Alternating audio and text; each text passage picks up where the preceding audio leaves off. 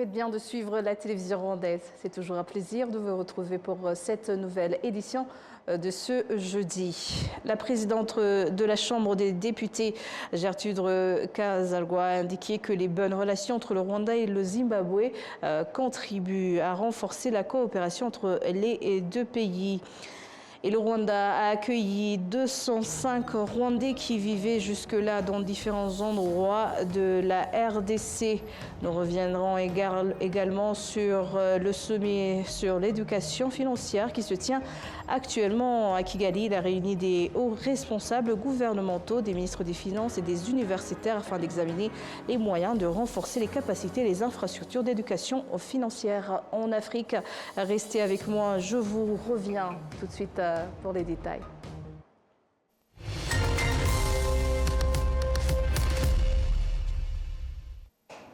Bienvenue. La présidente de la Chambre des députés, Gertrude Kazarwa, a indiqué que les bonnes relations entre le Rwanda et le Zimbabwe contribuent à renforcer la coopération entre les deux pays et à produire des résultats concrets. Jean-Benoît Michel nous en dit plus. À l'école normale d'instituteurs Titi Nyamata, des enseignants venus du Zimbabwe dispensent des cours.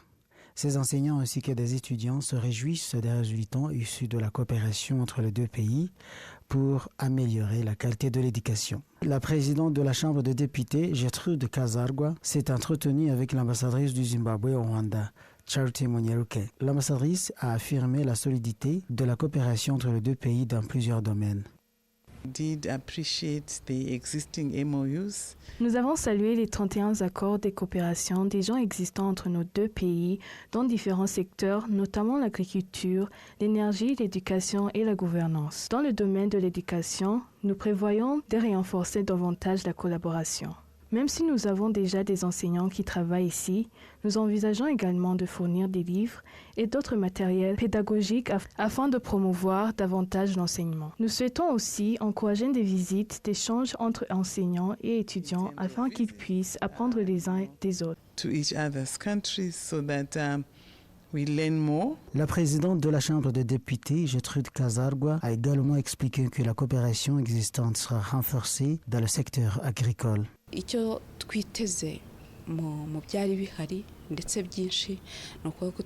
C'est d'ailleurs pour cette raison qu'on observe aujourd'hui la présence de nombreux enseignants zimbabwéens ainsi que l'utilisation de manuels d'anglais provenant de ces pays également utilisés chez eux.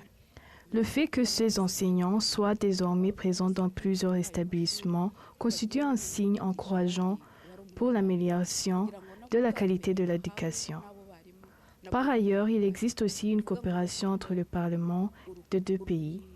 Jusqu'à présent, 4 commissions parlementaires du Zimbabwe se sont rendues au Rwanda dans le cadre d'échanges d'expériences entre les deux institutions. Lors de la signature des accords, les deux parties examinent également les mécanismes de leur mise en application. Enfin, les deux pays envisagent de renforcer leur collaboration dans le domaine du changement climatique ainsi que dans d'autres secteurs tels que l'éducation et d'autres domaines de coopération future.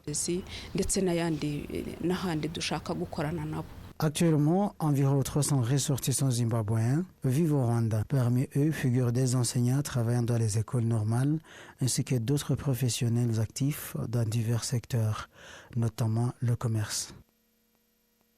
Et le Rwanda a accueilli 205 Rwandais qui vivaient jusque-là dans différents endroits de la République démocratique du Congo. Ces personnes, majoritairement des femmes et des enfants, sont entrées par la principale frontière entre le Rwanda et la République démocratique du Congo, la Corniche.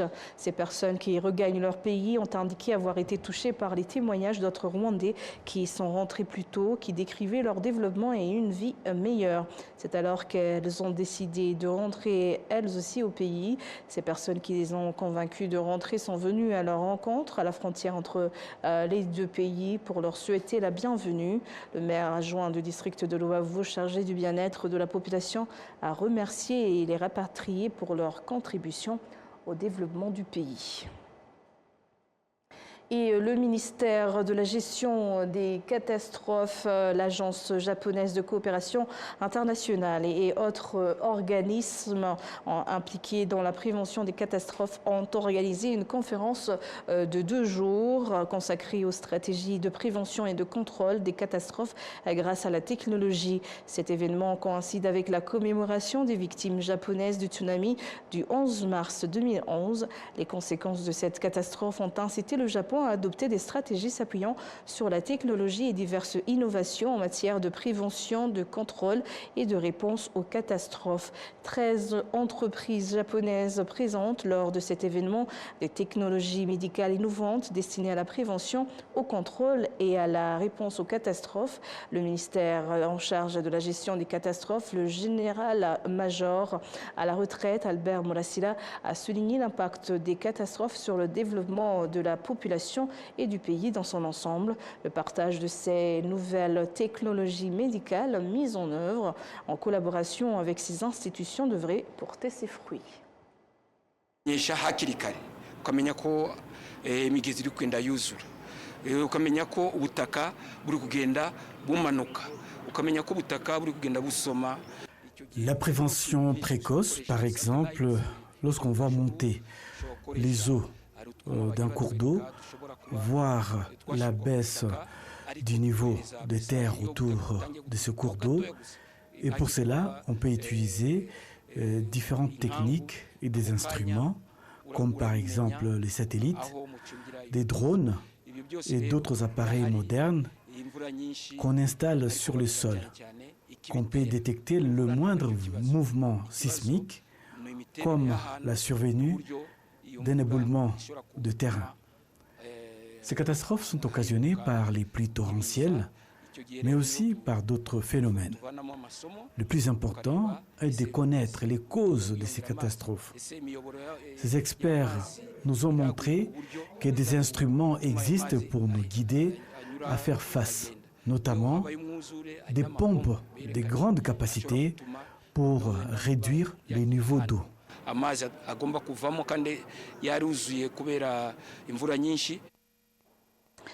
Le sommet sur l'éducation financière se tient actuellement à Kigali. Il réunit les hauts responsables des gouvernementaux, des ministres des Finances et des universitaires afin d'examiner les moyens de renforcer les capacités et les infrastructures d'éducation financière en Afrique. La ministre des Technologies et de l'Information et de la Communication et de l'Innovation, Paula Ingabire, a déclaré que le Rwanda connaît des transformations importantes dans le secteur financier qui profitent à tous, notamment grâce à la technologie des transferts d'argent par téléphone mobile, désormais omniprésente dans le quotidien de chaque citoyen. La ministre a ajouté que le fait que 60% de la population du continent africain soit jeune représente une formidable opportunité pour l'Afrique et de tirer parti du potentiel et de l'innovation de cette génération largement fondée sur les technologies de pointe. Lors de cette session, la ministre des Technologies et de l'Information, de la Communication et de l'Innovation a également inauguré officiellement Rwanda Innovate, un site web permettant d'accéder à des informations sur les technologies et leurs innovations. Cette plateforme a pour objectif d'aider les entreprises technologiques rwandaises et africaines à accéder à des services technologiques avancés. La réunion a également permis de revenir sur le rôle des femmes dans l'investissement sur le continent africain. Certains participants ont souligné que le secteur financier repose en grande partie sur les politiques favorisant l'émancipation individuelle et qu'il est donc essentiel que les gouvernements des pays africains mettent en œuvre des programmes contribuant à un développement durable. Les institutions financières ont indiqué que des progrès sont actuellement constatés grâce à la campagne menée pour encourager les femmes à accéder aux services financiers et à bénéficier des prêts spécifiques pour développer les entreprises. Après l'approbation par le Conseil des ministres du projet de loi relatif au commerce et des actifs numériques, communément appelé crypto-monnaie, les acteurs de ce secteur au Rwanda et en Afrique ont salué cette initiative. La question devrait également être au centre des discussions lors du forum des 3 jours sur les technologies financières inclusives, FinTech Forum, qui se tient à Kigali à partir de ce mois de mars. Jean-Benoît Michel nous en dit plus. Le commerce des actifs numériques ou Virtual Asset Business consiste à investir dans des actifs financiers qui existent uniquement dans un système technologique où leur valeur est également déterminée. L'acheteur et le vendeur n'ont pas nécessairement besoin de se connaître. Ils se rencontrent simplement par la plateforme numérique, quel que soit l'endroit où ils se trouvent dans le monde. C'est le Robert Ford Moussi, représentant de la société Eurocard. Ce système permet de lever plusieurs obstacles souvent rencontrés dans le commerce traditionnel et dans le transfert d'argent.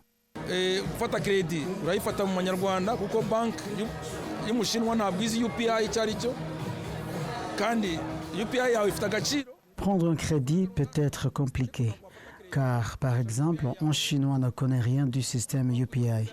Celui-ci a une valeur liée à une monnaie précise, alors que les actifs numériques se basent plutôt sur la valeur d'un token. Ari inzu cyangwa se we areba agaciro ka token akavuga ati token ngiye kuinvestingamo. Le 4 mars, le Conseil des ministres du Rwanda a officiellement approuvé ce projet de loi sur les actifs numériques. La supervision de ce secteur sera assurée par la Capital Market Authority Rwanda, l'institution publique chargée de réguler et développer le marché des capitaux. De son côté, la Banque nationale du Rwanda interviendra lorsque ces actifs devront être convertis en francs rwandais, selon la valeur fixée par l'autorité des marchés financiers. Le directeur général de RG Partners, Riereka Mathieu, qui a participé aux consultations autour de ces projets de loi, estime que ces questions feront partie des thèmes majeurs abordés lors de l'Inclusive FinTech Forum.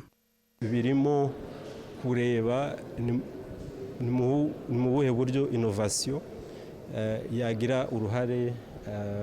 Il s'agit notamment d'examiner comment l'innovation peut jouer un rôle dans l'utilisation des ressources financières pour promouvoir ce que nous appelons la finance inclusive, tout en réfléchissant au cadre juridique et aux risques liés aux technologies numériques. La PSF ICT Chamber, branche technologique du secteur privé, a également organisé des discussions réunissant des spécialistes du domaine. Le responsable pour l'Afrique de la plateforme d'échange de crypto-monnaies, Larry Cook, a salué le rôle du Rwanda dans le développement de l'innovation sur le continent. All I can say is that it's a good time for Africa. I think Rwanda mustn't underestimate the part that it plays. C'est aujourd'hui un moment important pour l'Afrique. Le Rwanda joue un rôle qu'on ne peut pas ignorer dans le développement du continent. Nous disposons d'infrastructures, d'outils, d'experts et d'une volonté d'innover. Il reste maintenant à unir nos efforts. Alors que certains pays restent réticents face à ce type de commerce, le Rwanda devient le 2e pays de la communauté de l'Afrique de l'Est, EAC, après le Kenya, a adopté un projet de loi sur les actifs numériques. En 2025, les opérateurs de ce secteur présents dans près de 30 pays d'Afrique ont réalisé des transactions totalisant 125 milliards de dollars américains. Lors du forum FinTech, le ministre de l'Éducation, Joseph Nsengimana, a souligné les progrès significatifs réalisés en matière d'intégration des technologies afin de mieux préparer les élèves au marché du travail. Il a précisé que ces progrès reposent en grande partie sur l'adéquation des programmes scolaires aux besoins du marché de l'emploi. Patrick Nilidandi nous en dit plus. Dès la première journée du forum qui s'est tenue à Kigali, ont réuni des professionnels du secteur des technologies, de l'éducation, de la finance et des affaires. Ils ont passé en revue le progrès accompli et exploré les moyens de combler les lacunes restantes en matière des technologies financières, notamment en Afrique.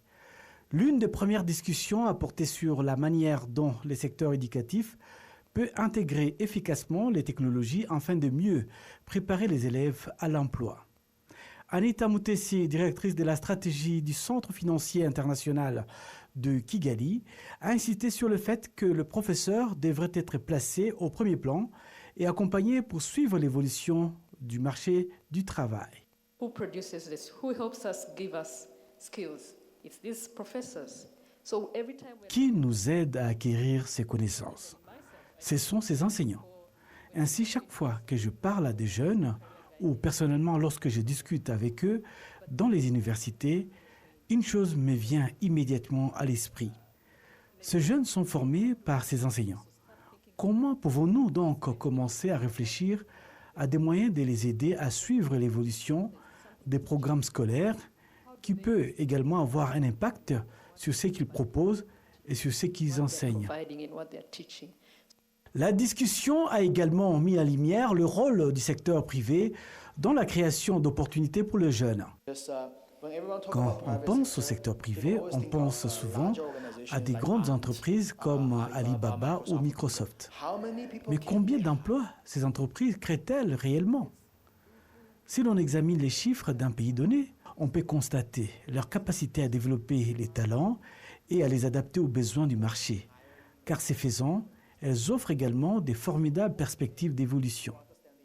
Le ministre de l'Éducation, Joseph Nsengimana, a souligné que le Rwanda avait déjà réalisé d'importants progrès dans l'intégration des technologies dans l'éducation, notamment grâce à des programmes scolaires actualisés visant à doter les élèves des compétences technologiques nécessaires sur le marché du travail actuel. Nous avons accompli un grand pas dans l'utilisation et dans l'apprentissage. Nous n'avons pas encore atteint les niveaux que nous souhaitons. Nous devons faire en sorte que les enfants s'adaptent à ces nouvelles technologies. Nous avons une partie qui apprend déjà ces technologies, mais beaucoup d'entre eux ne sont pas encore formés. Et vu la rapidité des changements en cours, tous les enfants rwandais devaient être formés à l'utilisation de ces nouveaux outils. Ce forum a réuni des hauts responsables gouvernementaux, des investisseurs et des entrepreneurs du secteur financier africain. Plus de 9 milliards de francs rwandais ont été accordés à plus de 5 300 bénéficiaires, dont des réfugiés et des Rwandais vivant à proximité des différents camps de réfugiés à travers le pays. Il s'agit d'un appui financier destiné à soutenir les projets de développement sur la base d'initiatives qu'ils ont eux-mêmes proposées. Dans ce système de cofinancement, l'État prend en charge une partie du financement, tandis que le bénéficiaire contribue également au reste. Jean-Benoît Michel nous en dit plus. Les bénéficiaires de ce soutien gouvernemental sont des entrepreneurs engagés dans des activités génératrices de revenus, notamment le commerce, l'agriculture et l'élevage, issus de 11 districts à travers le pays. Certains ont également bénéficié d'un crédit d'environ 1 milliard de francs rwandais. D'autres 30% sont subventionnés par l'État. Parmi les bénéficiaires figurent également des réfugiés qui affirment que ce soutien leur a permis de trouver des solutions durables en créant des activités économiques génératrices de revenus et d'emplois. Nous avions un problème de stockage du riz car les dépôts étaient insuffisants. Cela faisait que le riz que nous avions dans les coopératives risquait de se détériorer. Mais aujourd'hui, grâce au soutien obtenu à travers les coopératives, ce problème a été résolu. Nous avons demandé un crédit d'1 milliard de francs rwandais. Nous avons remboursé 700 millions, tandis que le programme Diambélé a pris en charge les 300 millions restants. Je suis allé à la coopérative Ingomoko où ils m'ont accordé un prêt de 800 000 francs rwandais, dont 400 000 francs rwandais ont été pris en charge. Vous comprenez donc que j'avais déjà un point de départ. Nous avions ainsi une base solide pour continuer le commerce, tout en bénéficiant progressivement d'un appui. Aujourd'hui, la boutique est bien approvisionnée.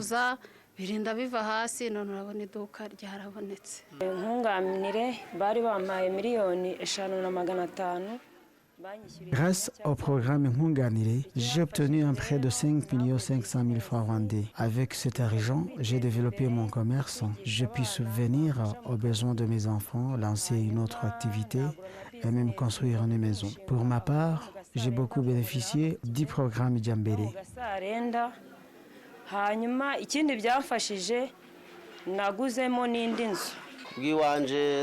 La première fois, ils m'ont accordé un prêt de 7 millions de francs rwandais puis une deuxième fois 5 millions de francs rwandais. C'est donc à Diambélé que je dois ma réussite. Ce soutien financier est mis en œuvre à travers le projet Diambélé du ministère chargé de la gestion des urgences et des activités humanitaires. Le coordinateur de ce projet, Franck Ngoga, a indiqué que ce programme s'inscrit dans une stratégie visant à améliorer les conditions de vie des réfugiés et des communautés hautes vivant à proximité des camps, en favorisant leur autonomie économique. Les réfugiés reçoivent également des prêts par l'intermédiaire de la BRD et il existe aussi d'autres institutions financières. Des critères spécifiques sont appliqués. Les entreprises qui emploient les réfugiés doivent réserver environ 10% de ces emplois aux réfugiés. Ainsi, nous encourageons les Rwandais à collaborer avec ces entreprises, tout en créant des opportunités d'emploi pour les réfugiés. Le projet Diambélé s'étendra sur une période de 7 ans et mobilisera un budget de plus de 120 milliards de francs rwandais. Au cours de 6 dernières années, ce programme a déjà soutenu 5 358 réfugiés et membres de communautés hautes grâce à un financement total de plus de 9 milliards 781 millions de francs rwandais. Ces initiatives ont permis de créer 22 331 emplois, tandis que plus de 1300 personnes ont bénéficié de formations en entrepreneuriat et en création d'activités génératrices de revenus.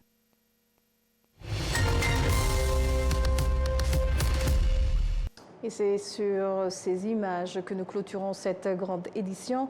Au nom de toute l'équipe qui a contribué à sa réalisation, je vous remercie. Bonne poursuite des programmes de la télévision rwandaise. D'ici là, portez-vous bien.